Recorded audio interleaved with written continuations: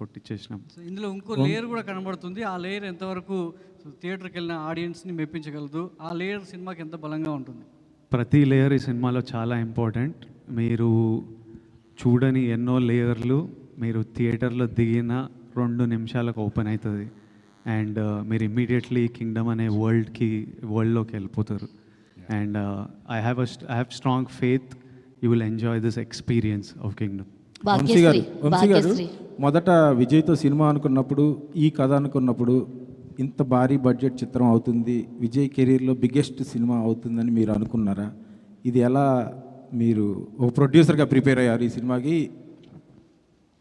Budget సినిమానే కథ అప్పుడే తెలుసు కానీ ఇప్పుడు ఈ ల్యాండ్ అయ్యేటప్పుడు ఇంత ల్యాండ్ అవుతుందని ఆ రోజు ఎక్స్పెక్ట్ చేయాలి. నేను గౌతమ్ కూడా చేస్తున్న కొద్దీ ఆమెను చెప్పాను కదా మీకు, ఇందా కూడా సెట్స్ చేయలేదు, న్యాచురల్ లొకేషన్లో చేసాం, శ్రీలంకలో కానీ ఎక్కడికి వెళ్ళి చేసినా. సో అంతా కొంచెం టైం పట్టింది, షూటింగ్ డేస్ ఎక్కువ పట్టినాయి అని. సో అనుకోకుండా ఒక 20% జంప్ వచ్చింది అనుకున్న దానికంటే. కానీ అవుట్పుట్ చూసిన తర్వాత మీరు కూడా అంటారు all this effort is worth it అని. అంత గ్రాండ్గా అవన్నీ ఉంటాయి. సో కొన్ని తప్పవు కదండి, మనం అనుకుని ప్లాన్ చేసిన దిగిన ఏది లైఫ్లో అవ్వదు కదా, అలానే ఇది అంతే. సో ఇంత ఎఫర్ట్స్ పెట్టిన సినిమా ట్రైలరు కొంచెం ముందే రిలీజ్ చేస్తుంటే బెటర్ అయ్యేదేమోనని ఇప్పుడు వస్తున్న రెస్పాన్స్ని బట్టి డిస్ట్రిబ్యూటర్స్ కానీ ఆడియన్స్ కానీ మీకు వచ్చే ఉంటుంది ఫీడ్బ్యాక్ ట్రైలర్ రిలీజ్ అయినాక. అంటే ఆడియన్స్ నుంచి విజయ్ గారి ఫ్యాన్స్ అంతా తిడుతూనే ఉంటారు ట్విట్టర్లో ఏంటి కంటెంట్ అని. విజయ్ గారు కూడా చాలాసార్లు అడిగారు ట్రైలర్ డిలే అయిపోతుందని. అంటే 24 సార్ సినిమా రిలీజ్ ఉంది కదా, కళ్యాణ్ గారి సినిమా రిలీజ్ ఉంది, దాన్ని డిస్టర్బ్ చేయకూడదు అనుకున్నాం తర్వాత అప్పుడు ఎవరు. సో అది అయిపోయే రిలీజ్ అయిపోయిన తర్వాత ప్లాన్ చేసుకున్నాం. అందుకే ఆ నెక్స్ట్ నుంచి ప్రమోషన్. ఆ రిలీజ్కి ముందు కళ్యాణ్ గారి ఈవెంట్ సినిమా రిలీజ్కి ముందు వాళ్ళ కంటెంట్ తప్పితే ఇంకేది ఉండకూడదు అన్నట్టు ఉద్దేశంతో దానికి స్పేస్ ఇచ్చేసి దాని తర్వాతే ప్రమోషన్ స్టార్ట్ చేసాం. అందుకని కొంచెం డిలే అయినాయి అన్నీ. వంశీ గారు సార్, మొదట్లో గౌతమ్ తిన్ననూరు గారి కాంబినేషన్లో రామ్ చరణ్ గారి కాంబినేషన్లో సినిమా అనుకున్నారు. ఇది ఆ కథేనా లేకపోతే ఇది వేరే కథే సార్ గౌతమ్ గారిది? వంశీ గారు హాయ్ సార్. విజయ్ గారు సార్, ఇప్పటి వరకు మీరు బిగ్గెస్ట్ సక్సెస్ చూశారు, బిగ్గెస్ట్ ఫెయిల్యూస్ చూశారు. ఎత్తుకోటే అర్జున్ రెడ్డి లాంటి ఒక బ్లాక్ బస్టర్ సినిమాని ఎత్తుకున్నారు. సో దాని తర్వాత కొన్ని ఫెయిల్యూస్ చూశారు. అంటే ఈ సినిమా విషయంలో అంటే ప్రతి సినిమా ఖచ్చితంగా సక్సెస్ కావాలని మనం ఖచ్చితంగా మీరు సినిమా చేస్తారు, సక్సెస్ కావాలని చేస్తారు. కానీ ప్రతి సినిమా విషయంలో ఇది ఎరగొడుతుంది, బాగుంటుందని చుట్టుపక్కల వాళ్ళు చెప్పడం కామనే డెఫినెట్గా. ఈ సినిమా విషయంలో లేదు, ఇది ఖచ్చితంగా కొడుతున్నాం అనిపించిన ఎమోషన్ ఏంటి? మీరు ఎక్కడ కనెక్ట్ అయ్యారు అసలు ఈ సినిమాకి? సినిమా అంటే ఇప్పుడు ఈ రిలీజ్ ముందు అంటుండ్రా ఆర్ జనరల్ ఈ సినిమాకి ఎప్పుడు కనెక్ట్ అయ్యా అని అంటుండ్రా? ఖచ్చితంగా ఎప్పుడు ఖచ్చితంగా ఈ సినిమా సక్సెస్ అవుతుందని మనకు రేపటి వరకు తెలియదు, ఆర్ ఈరోజు రాత్రి వరకు తెలియదు. ఖచ్చితంగా ఈ సినిమా రెస్పెక్ట్ పొందుతుందని షూట్ చేసిన ప్రతిరోజు అనిపించింది. సినిమా అయిపోయిన తర్వాత అనిపించింది, సినిమా రఫ్ ఎడిట్ చూసినప్పుడు అనిపించింది, ప్రతి టీంతో మాట్లాడినప్పుడు అనిపించింది. ఇంకా ఇప్పుడు నేను చెప్పినట్టు మిగిలింది ఏడుకొండల వెంకన్న స్వామి చూసుకోవాలి. 10:30కి ఈరోజు రాత్రి యూఎస్లో షో పడితే మనకి ఒక గంటన్నరలో తెలిసిపోతుంది. భాగ్యశ్రీ. వంశీ గారు hi. Bhagyashree hi. Yeah hi. So యాక్చువల్గా మీరు మిస్టర్ బచ్చన్తో మా అందరికీ పరిచయం అయ్యారు, దాంతో అందరి దృష్టి మీ వైపుకి తిరిగిపోయింది. బట్ ఇందులో ప్లే చేసిన మధు క్యారెక్టర్ ఎంతవరకు ఒక ఐకానిక్గా మీకు ఒక పేరు తెచ్చి పెడుతుందని అనుకుంటున్నారు? కొంచెం English please. Madhu character is that character will give you the name and respect, what you think?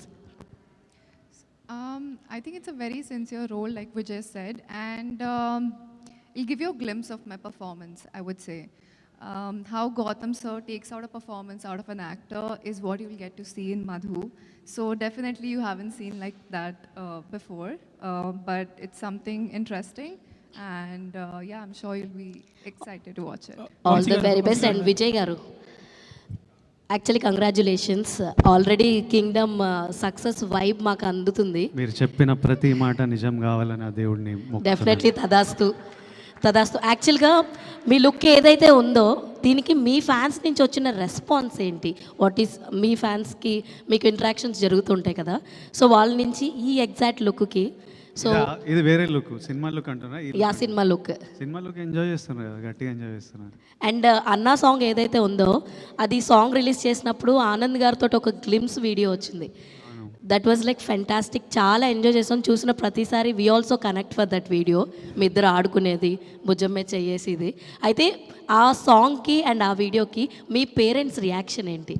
First song నాకు పంపిస్తారు కదా, గౌతమ్ అనిరుద్ధ్ సాంగ్ పంపిస్తే ఇంట్లో ఆడియో వింటుంటేనే ఆనంద్ ఎందుకో ఎమోషనల్ అయిపోయాడు. ఒక 2-3 డేస్ ఆ లిరిక్ వీడియో వస్తే వాడు రోజు పెట్టుకొని చూసుకొని వాడు రూమ్ తలుపేసుకున్న ఆ పాటనే మోగుతుంది, రోజు అది చూసుకుంటూ వెళ్తుండు.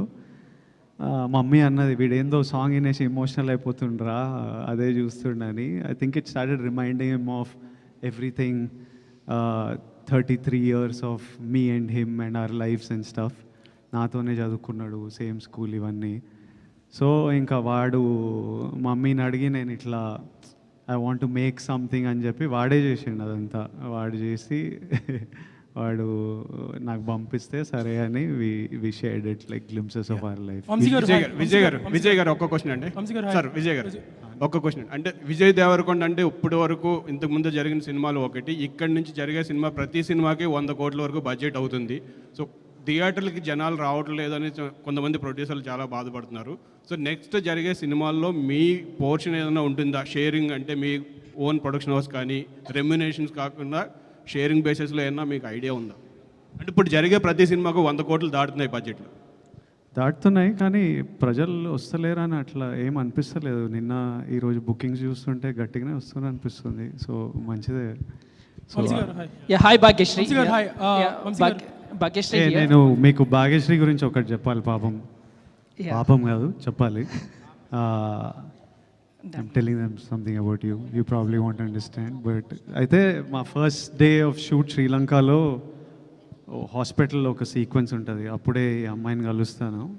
నాకు రోజు ముందు రోజు సీన్ పేపర్, ఆ నెక్స్ట్ డే సీన్ నాకు కావాలి. ఆ సీన్ పేపర్ చదివిన అమ్మాయికి పెద్ద సినిమా శ్రీలంకలో ఉంది కాబట్టి సిన్హలీస్లో ఏదో పెద్ద డైలాగ్ ఉంటుందన్నమాట. తర్వాత నేను సిన్హలీస్లో ఏదో రిప్లై చేయాలి. తర్వాత చిన్న కాన్వర్జేషన్ నడుస్తుంది.